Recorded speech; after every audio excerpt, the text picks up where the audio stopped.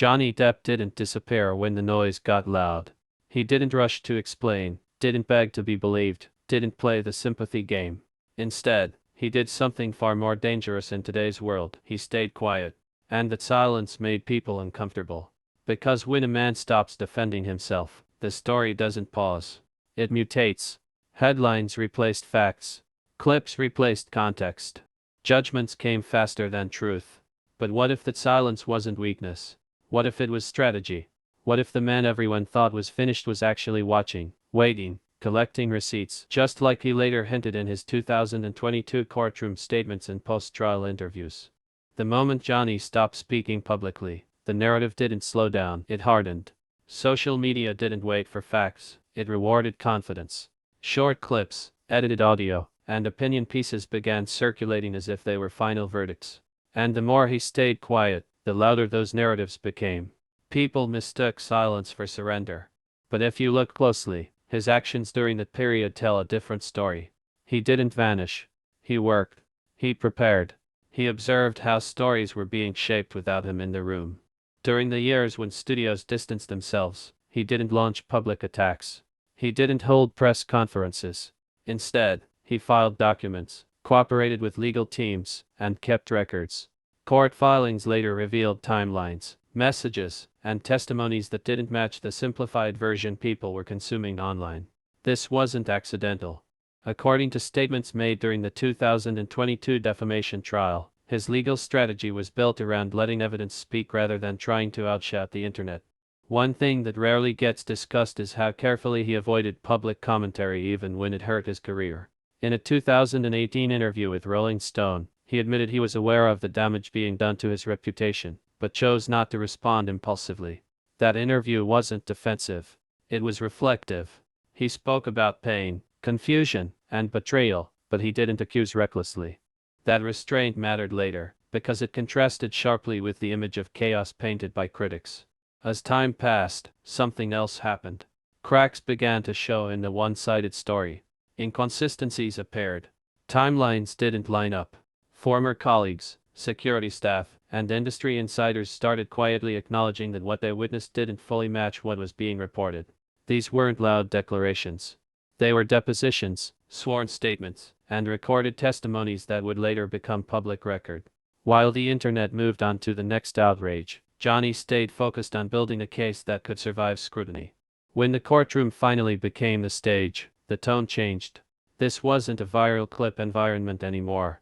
It was structured, controlled. Evidence mattered. Text messages were read in full, not cherry-picked. Audio recordings were played with context, not captions. Witnesses were cross-examined. And suddenly, the silence that once looked like defeat started to look like discipline. Viewers who watched full trial days noticed something different from the online caricature: consistency. Experts who later analyzed the proceedings pointed out that his demeanor remained largely steady throughout weeks of testimony. No grandstanding. No theatrical breakdowns. Legal analysts on networks like Court noted that this worked in his favor with jurors. Not because it made him look perfect, but because it made him look human. Flawed, yes, but not fabricated. And that distinction is critical. There's a line he said during testimony that didn't trend, but mattered deeply. He explained that reacting publicly would have only fueled narratives that were already set against him. Instead, he wanted a record. Something permanent. Something verifiable. That mindset explains the waiting. Silence wasn't absence, it was containment. After the verdict, he didn't declare victory in the way many expected. His official statement was measured. He talked about truth, not revenge. He thanked supporters but didn't attack critics. And when interviewed months later, he reiterated that the trial wasn't about restoring fame, but restoring a name. That's a subtle but important difference. Fame is loud. A name is legacy. Even now, he rarely revisits the details publicly. When asked in a 2023 interview with the Sunday Times about the years he lost, he didn't dramatize it. He said he learned who was really listening and who was just reacting. That line tells you everything about how he views that period. It wasn't wasted time. It was a filter. The internet moves fast, but consequences move slow. Reputations don't collapse overnight, and they don't rebuild overnight either. What made his silence powerful wasn't just patience, it was timing. He waited for a place where facts mattered more than volume. where proof mattered more than popularity. And when that moment came, he was ready. This story isn't about pretending he never made mistakes. Even he has acknowledged personal flaws on record. It's about understanding the difference between being imperfect and being falsely defined. Silence gave him space to draw that line clearly, without emotional noise. And in a culture addicted to instant reactions, that choice feels almost radical. The uncomfortable truth is that many people had already decided who he was before the evidence was laid out. The silence exposed that bias. It forced people to confront how quickly they believed a story because it fit a familiar script. Villain. Victim. End of discussion. Real life doesn't work like that. And the courtroom reminded everyone of that. Waiting isn't passive when it's intentional. It's preparation. It's restraint. It's choosing the right battlefield. Johnny didn't fight on social media because that arena doesn't reward truth, it rewards certainty. Instead, he waited for a space where uncertainty could be examined instead of weaponized. And that's why, looking back, his silence feels less like disappearance and more like a long inhale before speaking where it actually mattered. The aftermath didn't bring the loud redemption arc people are used to seeing.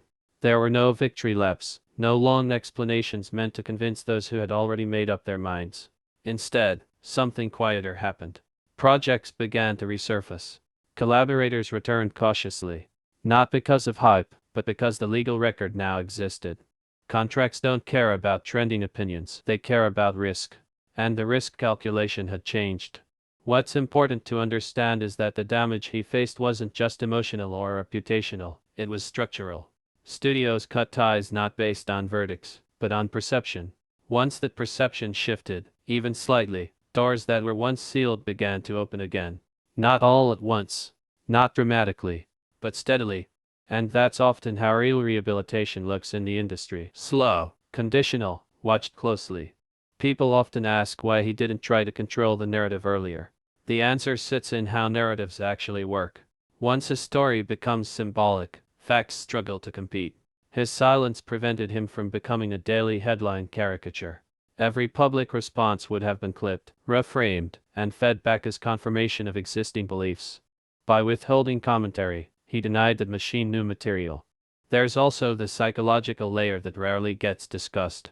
Reacting constantly keeps you locked inside someone else's frame.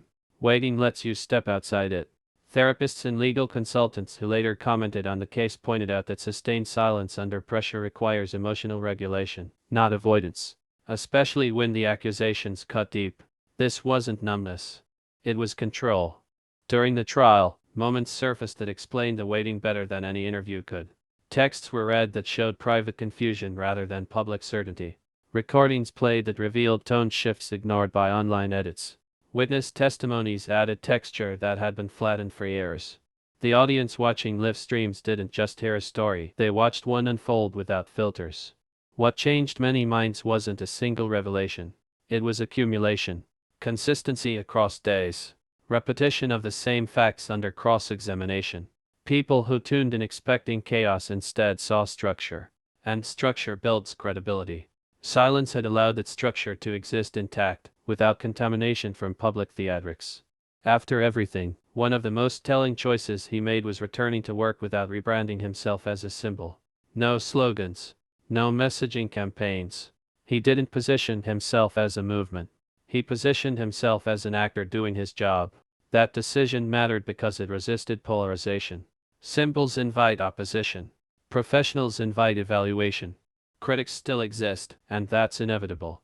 But the conversation shifted from absolutes to nuance. From certainty to questions. And that shift only happened because there was finally material to examine. Not opinions, not reactions, evidence. Silence preserved that evidence from being drowned out.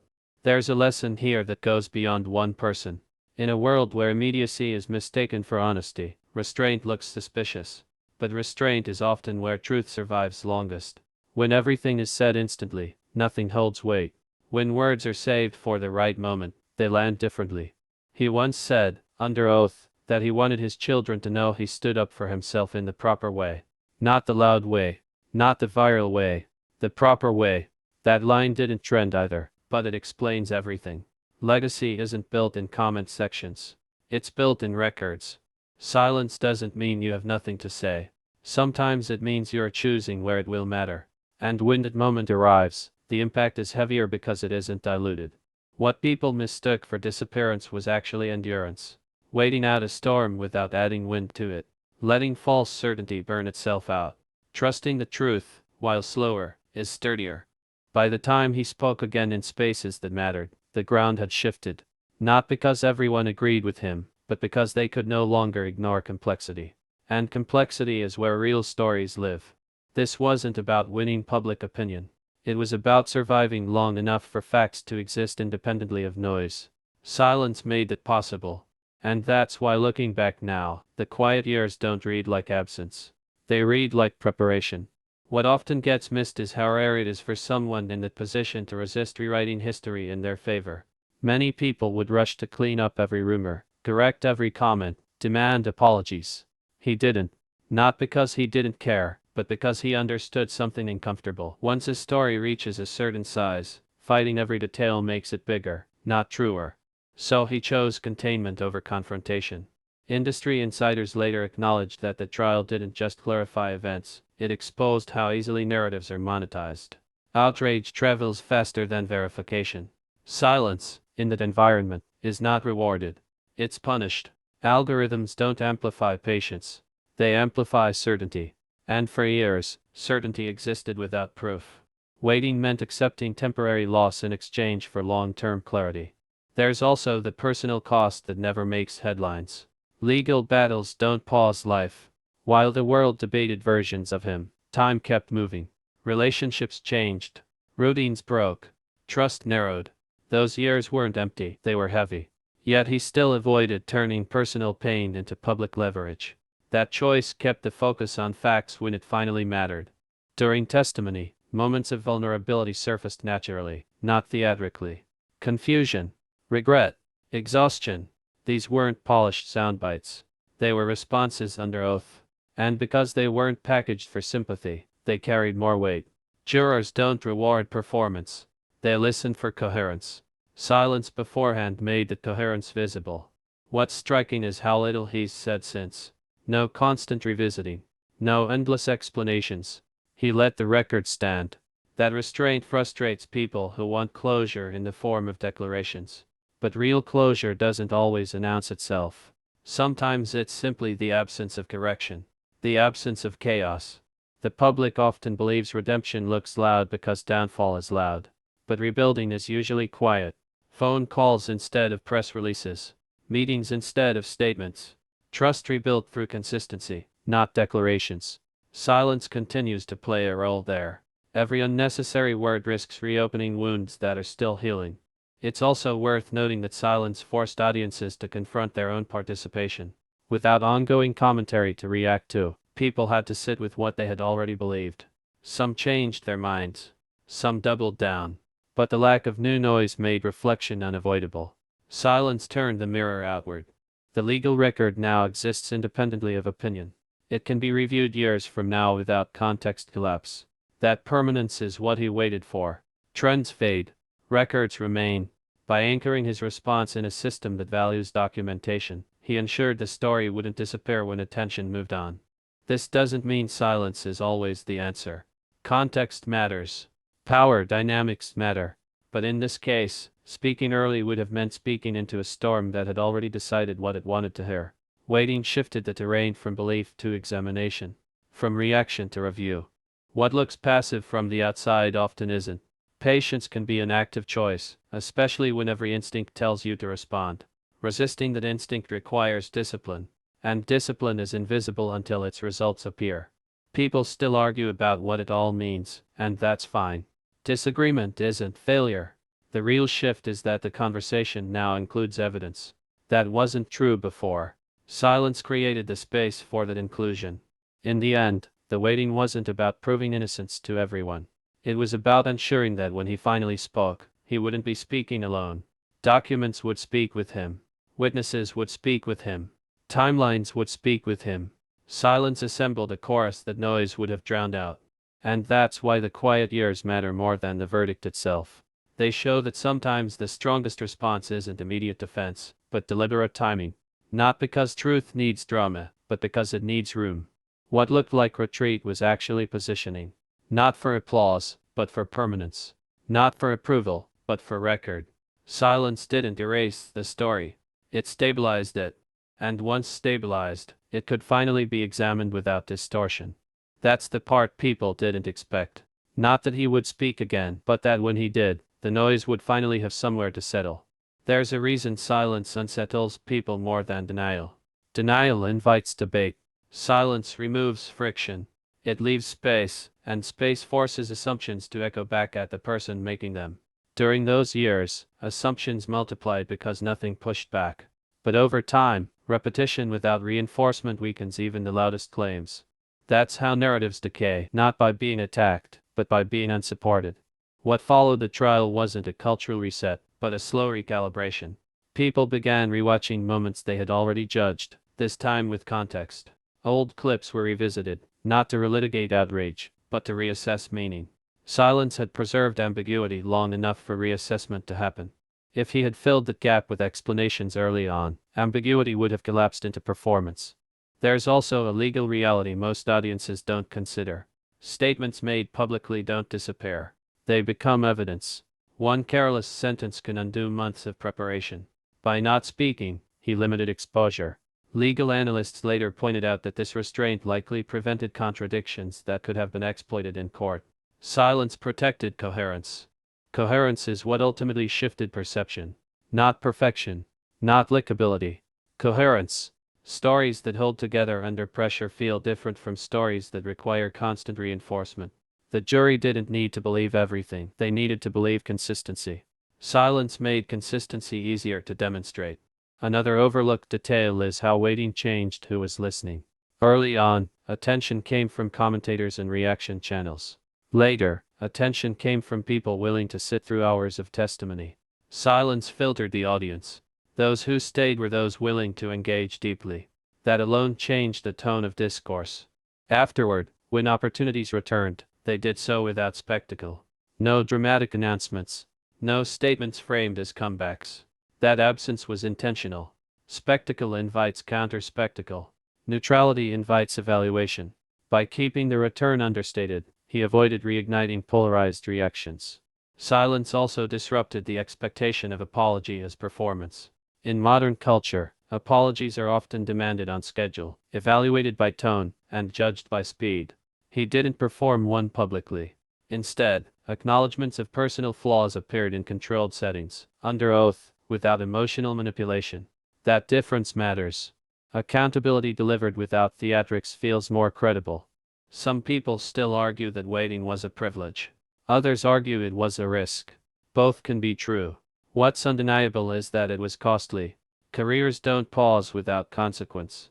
Silence didn't protect him from loss, it accepted loss as temporary. That's a gamble few are willing to take.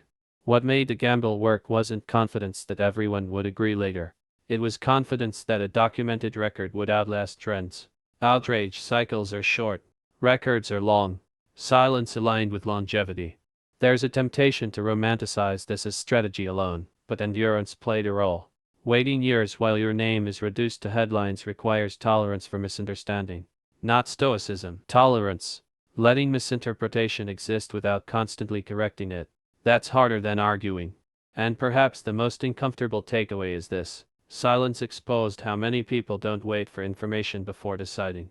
The story revealed less about one person and more about collective behavior. How quickly certainty forms. How rarely it's questioned.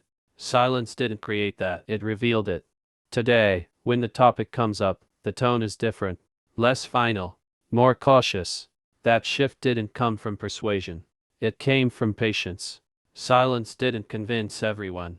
It changed the conditions under which opinions were formed. Waiting didn't rewrite the past. It reframed how the past could be examined. Without urgency. Without pressure to perform belief. Just review. And that's why the quiet wasn't empty. It was deliberate space. Space for facts to accumulate. Space for noise to exhaust itself. Space for a story to become stable enough to survive inspection. In a culture trained to speak instantly, silence feels like absence. But absence can be a choice. One that trades immediacy for durability. What remains now isn't a headline, but a record. Not a trend, but a trail. And trails don't need constant explanation, they just need to exist. That's what waiting built. If this story made you pause, don't scroll past it. Stories like this only matter when people actually sit with them. Drop your thoughts in the comments, not reactions, but reflections. If you value context over clips and patience over noise, make sure you're subscribed so you don't miss what comes next. Share this with someone who believes silence always means weakness. Sometimes it means preparation. Sometimes it means truth is still loading.